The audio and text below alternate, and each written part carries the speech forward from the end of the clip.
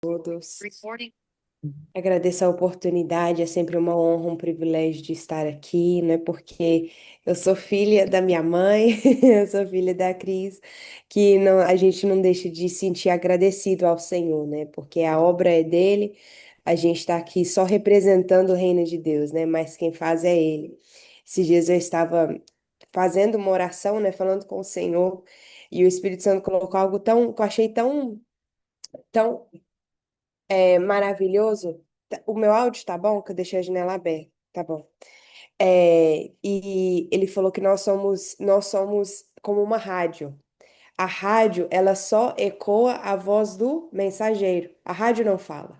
A rádio ecoa. Nós apenas ecoamos a voz do Espírito Santo. Nós não ministramos. Quem ministra é o Espírito de Deus. Nós somos só o porta-voz, só o canal. Mas não vem de nós, mas vem do Senhor. E glória a Deus por isso, né? Que não é sobre o mensageiro, é sobre a mensagem.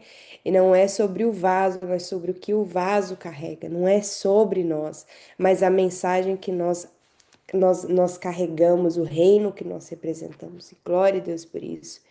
Hoje, o tema, muito propício, eu gosto de dizer, eu estava falando com a minha irmã e com meu esposo, eu comentei ontem, que eu acho que Deus tem um senso de humor fantástico. Eu acho Deus muito engraçado, porque a situação que eu estou passando no momento. E o tema de hoje, meus irmãos, é a fé que descansa nas promessas. E eu pensei, Senhor, o Senhor é muito engraçado, porque nesse momento que eu estou passando, é eu que preciso ouvir sobre isso, não ministrar. E eu estava conversando com uma amiga e ela falou: amiga, a forma que Deus trabalha em nós é através de nós falarmos. Ele nos manda falar sobre aquilo, e à medida que nós vamos falando, ele vai nos curando, ele vai trabalhando, ele vai fornecendo, ele vai mexendo, né? Ele vai movendo as águas à medida que nós falamos sobre aquilo. Eu achei isso muito interessante, porque ela até então isso não estava, na verdade não estava acontecendo. Isso que eu estou passando agora não estava falando lá, mas o Espírito Santo já sabia e já preparou esse momento, já preparou essa revelação, né? Que às vezes a gente precisa falar daquilo para Deus curar, a gente precisa falar daquilo, e essa é a forma que Deus vai trabalhar em nós, né? Então, glória a Deus, que hoje o tema é fé que descansa nas promessas. Gostaria de estar aí com os irmãos sentadinhos aprendendo, mas glória a Deus que o Senhor preparou esse momento. E aqueles que podem e que querem, abra suas Bíblias em Mateus 6, os versículos 25 ao 34. Mateus 6, 25 ao 34, está escrito: Por isso vos digo, não andeis cuidadosos quanto à vossa vida, pelo que haveis de comer ou pelo que haveis de beber, nem quanto ao vosso corpo, pelo que hais de vestir. Não é a vida mais do que o mantimento, e o corpo mais do que a vestimenta? Olhai para as aves do céu, que não semeiam nem cegam, nem ajuntam em celeiros, e vosso Pai Celestial as alimenta. Não tendes vós muito mais valor do que elas? E qual de vós poderá, com todos os seus cuidados, acrescentar um côvado à sua estatura? E quanto ao vestuário, por que andais solícitos? Olhai para os lírios dos campos, como eles crescem, não trabalham nem fiam. E eu vos digo que nem mesmo Salomão, em toda a sua glória, se vestiu como qualquer deles. Pois, se Deus assim veste a erva do campo, que hoje existe e amanhã é lançada no forno, não nos vestirá muito mais a vós, homens de pequena fé.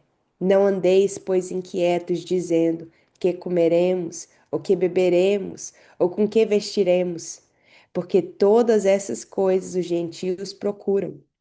De certo, vosso Pai Celestial bem sabe que necessitais de todas essas coisas.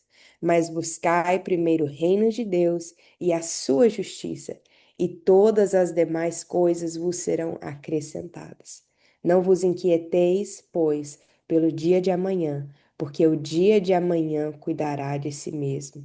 Basta cada dia o seu mal. Glória a Deus, irmãos. Que palavra maravilhosa. Essa palavra ela vem como um refrigério para nossa alma. Eu acho que nós nós crescemos, né? A cultura do mundo é a cultura da preocupação, a cultura de você tem o homem, qual que é o ditado no Brasil? O homem casa, o homem trabalha pela comida, o homem sozinho em casa. Tem um ditado que o homem que fica sozinho em casa corre atrás da comida dele, né? E a gente tem essa forma, essa visão da vida, né? Essa perspectiva de que se a gente quer, a gente tem que correr atrás. E justamente, não deveremos ficar parados com o braço cruzado esperando Deus fazer por nós. Mas nós temos que tomar cuidado. Eu estava ouvindo o Luiz Hermínio falando, achei muito interessante, que ele falou que pior que o ímpio é o incrédulo. Porque o incrédulo vive dentro da igreja, o incrédulo vive ouvindo profecia, o incrédulo vive, sabe as promessas, mas não crê. Então, o ímpio, pelo menos, não as conhece. Agora, o incrédulo sabe de todas elas. Muitas das vezes nós somos os incrédulos, que estamos dentro da igreja, ouvimos as promessas, ouvimos as profecias do Senhor, ou sabemos qual que é, né? Deus vai revelando a nós os planos e mesmo assim nós duvidamos do poder de Deus. E Números 23:19 vai dizer: Deus não é homem para que minta, nem filho do homem para que se arrependa. Acaso ele fala e deixa de agir? Acaso promete e deixa de cumprir? Irmãos, a obra é dele, o propósito é dele. Nós estamos aqui simplesmente para gerenciar aquilo que ele nos deu para cuidar. Então quem faz acontecer é o Senhor. Por isso que a gente agarra na palavra e descansa na promessa, porque a gente sabe que o Deus que prometeu é fiel para cumpri-la.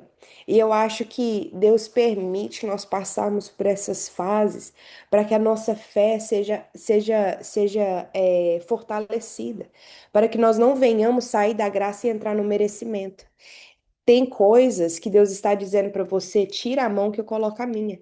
Porque se você ficar com a mão e Deus fazer, você vai falar: "Ah, é porque eu orei.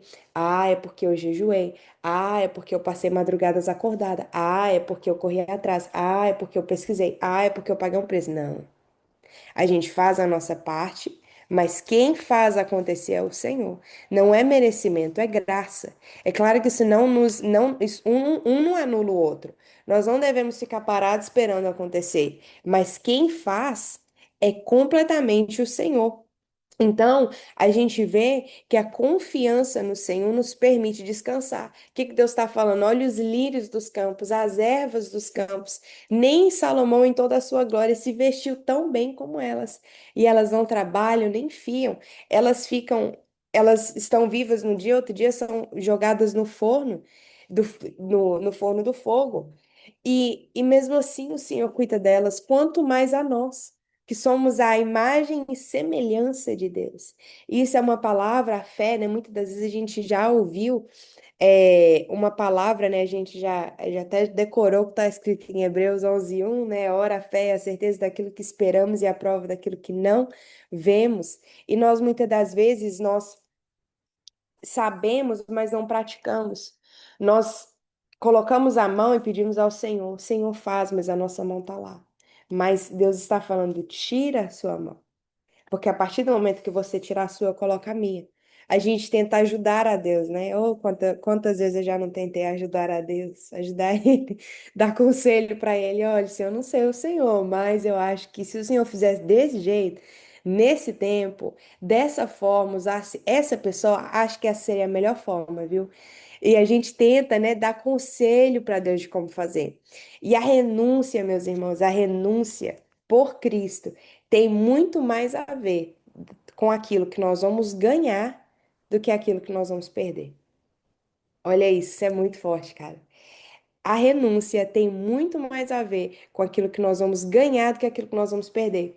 Porque às vezes a pessoa olha para o evangelho como uma lista de regras. Não pode beber, não pode fumar, não pode ter sexo fora do casamento, não pode xingar, não pode falar palavrão, não pode ouvir música mundana, não pode é, é uma lista de coisas que não pode fazer, né? Não pode adulterar, não pode matar, não pode. É uma lista de coisas que não pode fazer. Mas o evangelho é a notícia da graça e não a notícia das regras. Então, quando a gente renuncia, a gente está, na verdade, ganhando. É uma perca para o mundo que nos dá o galardão na eternidade. Então, quando a gente muda essa perspectiva que a gente tem do evangelho, o evangelho fica mais leve. Porque se a gente olha com uma lista de regras, eu tenho que confiar, eu não posso me preocupar, eu não posso andar ansioso, eu não posso fazer isso, eu não posso fazer aquilo, o evangelho fica pesado. Mas esse é um peso que nós colocamos por causa da forma que nós olhamos para ele. Em vez de nós olharmos para ele como a graça, nós olhamos para ele com peso, né? Daquilo que eu não posso fazer. Mas o Senhor nos liberta. E porque nós somos livres através do sangue, nós temos o poder da escolha. Né? Nós olhamos que, quando eu olho para a minha história, a gente pensa, a gente assim, os jovens da minha idade, por exemplo, quando eu estava naquela vida, eu pensava, cara. Agora eu tô livre para fazer o que que eu quero, mas na verdade agora eu tô livre para fazer o que que eu quero, mas eu sou eu sou escrava do pecado. Então, na verdade, agora eu virei prisioneira. Não liberta. O sangue de Jesus nos libertou e por isso nós temos a decisão, a liberdade de tomar a decisão de confiar em Deus. Eu não sou mais escrava do meu medo, né? Igual aquela música fala, não sou mais escrava do meu medo. Eu sou filha de Deus. Agora, a partir do momento que eu tenho Jesus em minha vida, agora eu tenho a escolha, a liberdade de escolher, Senhor, eu vou confiar. Porque Coríntios, 2 Coríntios 5:7 vai dizer, porque vivemos de fé e não pelo que vemos. Nós não andamos baseado naquilo que os nossos olhos veem. Igual eu tomei uma decisão e lá no meu trabalho, eles falaram, mas você tem? Eu falei, eu vou ser bem honesto com você, tudo que eu tenho é a minha fé nesse momento. E eles começaram a rir, mas essa é a verdade, é isso que nós temos. O que que nós temos, irmãos?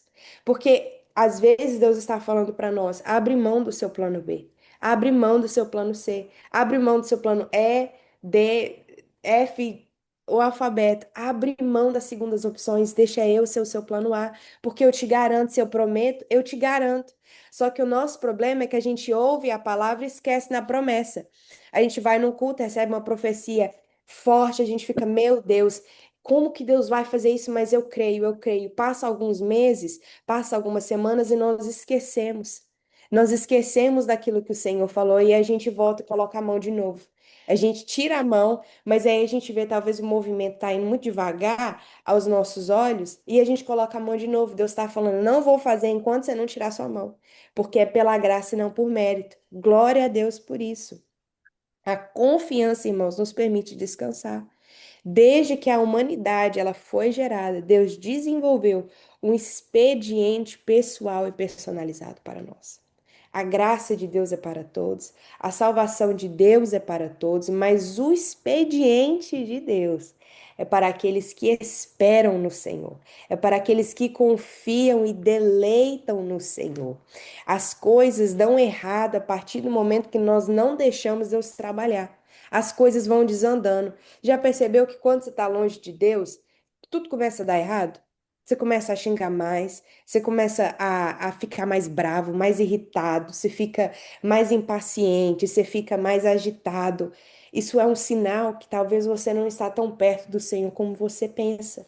Porque o Espírito de Deus em nós é o que nos dá calmaria. É a presença do Espírito é que nos traz a paz, não por causa das situações. Porque às vezes a situação, quando a gente chega para mais perto de Deus, a situação na verdade piora.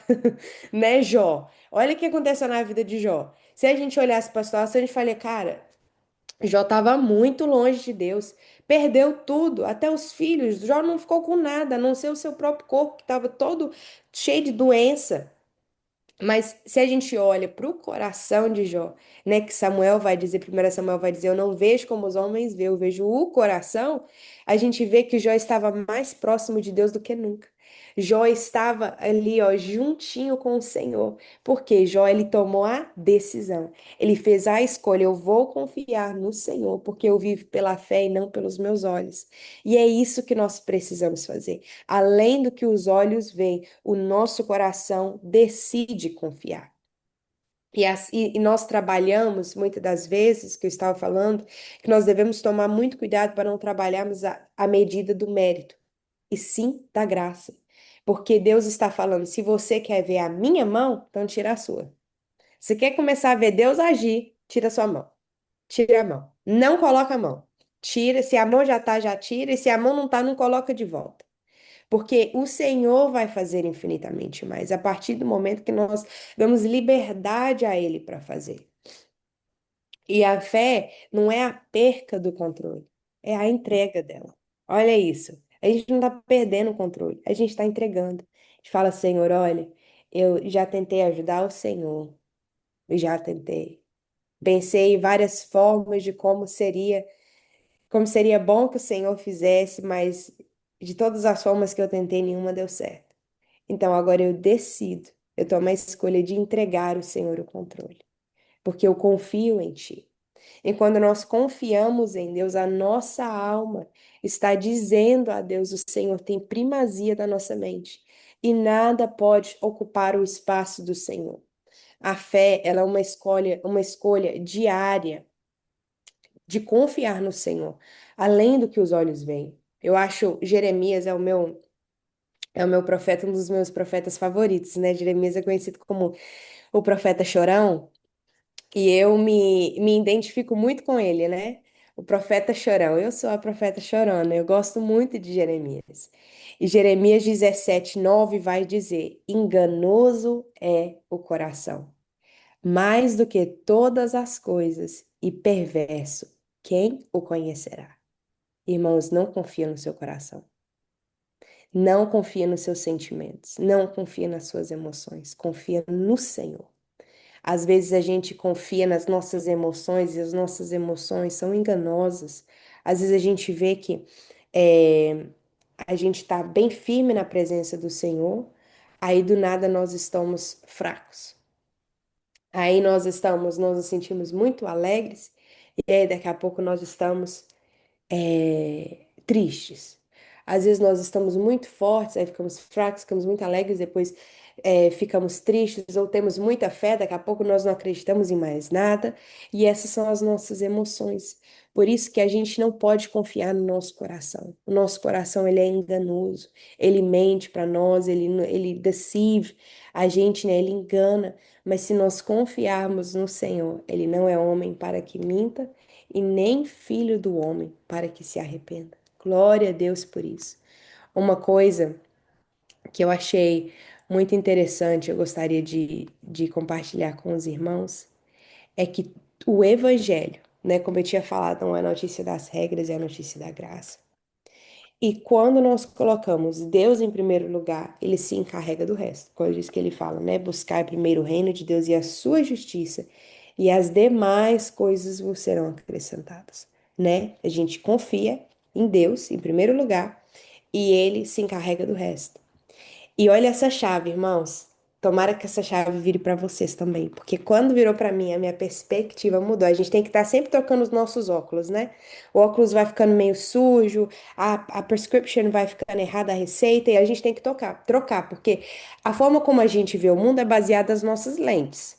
Né? Por causa disso que ninguém tem a mesma interpretação do mundo. Ninguém vê igual na Bíblia, né? A gente vai ver Mateus, Marcos, Lucas e João, é um relato do mesmo evento de testemunhas diferentes, né? De perspectivas diferentes. E elas não erram, mas um vai ter mais detalhes do que outros, porque cada um vê de um jeito. A base é a mesma, a essência é a mesma, a palavra é a mesma, mas nós temos que trocar as nossas lentes, né? Para ter a lente mais correta. E a chave que o Espírito Santo virou em mim é o que tudo que recebemos, tudo que fazemos, aliás, tudo que fazemos é em resposta ao que já recebemos. Olha a chave. Tudo que fazemos é em resposta ao que já recebemos. Por isso nós temos que viver a partir da graça, porque tudo que fazemos é ingratidão por aquilo que já recebemos. O que significa, irmãos, é que nós já temos. Então, quando nós fazemos pelo próximo, nós estamos devolvendo aquilo que nós temos. Por isso nós amamos, porque o amor nos amou primeiro. Por isso nós perdoamos, porque somos perdoados. Por isso nós somos graciosos, porque a graça nos alcançou. Por isso nós somos bondosos, porque a bondade nos alcançou. Por isso nós perdoamos, porque somos perdoados. Por isso nós amamos, porque nós somos amados. tudo que nós fazemos é em resposta ao que já recebemos. Então, a partir do momento em que nós olhamos para a vida como a resposta àquilo que eu já tenho, a gente não espera que as pessoas façam mais por nós. Porque a gente não está fazendo esperando receber, porque a gente está dando, entendeu? A gente está dando o que a gente já recebeu. E isso é muito forte, porque muitas das vezes a gente faz as coisas, e aí se a pessoa não. Eu tenho esse problema. Eu não espero muito, mas eu espero um por favor e um obrigada. Irmãos, Deus trabalha isso em mim. Eu não gosto de quando a pessoa não fala obrigado ou por favor, porque eu acho que é muito o básico do básico. E às vezes o Senhor me leva para isso, filha. Não faz esperando, nada em troca. Faz como se a pessoa não fosse fazer nada, porque eu já te dei o por favor, eu já te dei o obrigada. Agora você está só devolvendo aquilo que eu já te dei. Então a gente tem que trabalhar dessa forma. A gente não faz esperando em troca, a gente faz porque a gente já tem. E por causa disso que isso vem de dentro, né? Não é de fora, de fora para dentro, é de dentro para fora. Nós agimos a partir da graça que já nos alcançou. Glória a Deus por essa palavra, irmãos. Meu Deus, como o Senhor é maravilhoso. O Espírito Santo, ele é tão detalhista, se a gente parar para observar as nossas vidas, a gente vê o toque do Criador em tudo. Em tudo Deus coloca o dedo dele. Em tudo o Senhor vai se revelando, em tudo o Senhor vai se revelando a nós, né? E a gente tem que olhar para isso e analisar as nossas vidas e pensar, Senhor, será que eu tenho andado em gratidão? Será se eu tenho confiado no Senhor? Será se a minha fé tem estado no Senhor? Porque às vezes as coisas não dão certo porque nós estamos esperando acontecer de uma certa forma, mas às vezes já deu certo. Se a gente parar para pensar, nós já estamos vivendo as nossas orações respondidas, né? O país que a gente está, o trabalho que a gente tem, às vezes o trabalho não seja o trabalho dos sonhos, mas a forma, né, como Deus tem feito ele tem se revelado, a gente já está vivendo as respostas de orações, né? Eu não sei o que que você, há muitos anos atrás, pedia ao Senhor e orava, mas eu tenho certeza que a sua vida melhorou de alguma forma ou outra. O Senhor já respondeu algumas orações. Às vezes ele não respondeu todas, né? Porque a gente nunca para de orar, né? Então eu não acho que toda oração vai ser respondida até que Jesus venha, porque se a gente receber tudo que a gente pediu, então é sinal que a gente parou de orar, né? Tem que continuar pedindo e esperando no Senhor, né? Porque o expediente de Deus, né? Como foi falado, é para aqueles que pedem e esperam no Senhor e confiam em Deus. E essa palavra mexeu muito comigo, né? Dessa parte, né? Que pior do que o ímpio é o incrédulo. Porque o ímpio, às vezes, ele tá lá fora, né? Mas o incrédulo tá dentro da igreja. Às vezes o incrédulo senta no banco da frente da igreja, às vezes o incrédulo sobe até no altar. Porque eu acho que nós não questionamos mais o amor de Deus, né? Mas às vezes a gente pensa, será que Deus está vendo? Se Deus estivesse vendo, ele já teria feito alguma coisa. Se Deus fosse fazer alguma coisa, ele já teria feito.